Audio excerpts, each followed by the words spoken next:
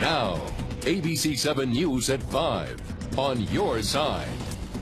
And first tonight, the National Transportation Safety Board is ordering transit systems across the country to address how they ventilate train tunnels in a fire. It comes after the NTSB found problems with Metro's response to that deadly incident last month, of course, when smoke filled a Yellow Line train.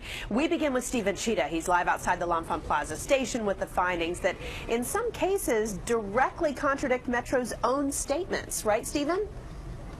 That's true, Allison. Now, we've heard shocking, stunning, disturbing. Those are some of the words from passengers and from officials about these findings from the NTSB. Now, throughout the investigation process, we have gotten bits and pieces of information. And today, we heard about the fans below me in the tunnel here at L'Enfant Plaza and about how they may have actually made the situation here worse.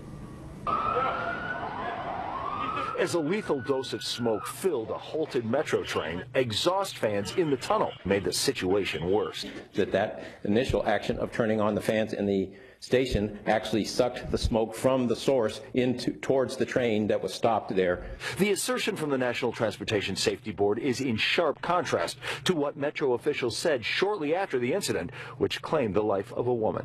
The allegation that the fans weren't working was dead wrong. Today, the NTSB released some of its findings. Procedures for ventilation of smoke in some systems are inadequate, it found. WMATA, Metro, should immediately address these issues to prevent recurrence. It also found Metro has no means to determine the exact source of smoke in the tunnel network. It concluded ventilation strategy during the accident was not consistent with best practices.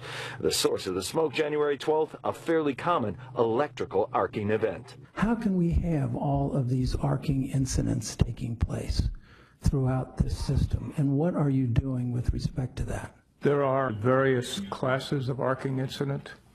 The one that occurred on June 12th was way out the scale. Metro officials remain vague. The system is safe. We're working on it on a daily basis to make it even safer.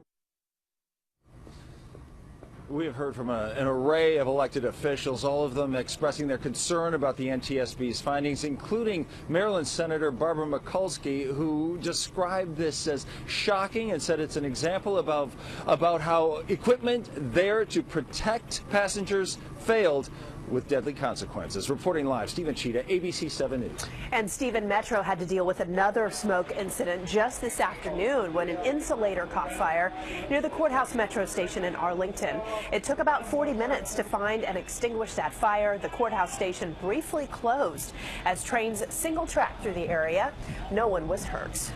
D.C. Mayor Muriel Bowser is making it easier for first responders to talk with one another in a crisis situation. She eased the district's radio encryption rules to improve communication between D.C. and other jurisdictions. First responders can now switch back to encrypted channels if a case involves sensitive information. Communication issues were a key concern during the deadly smoke incident at L'Enfant Plaza.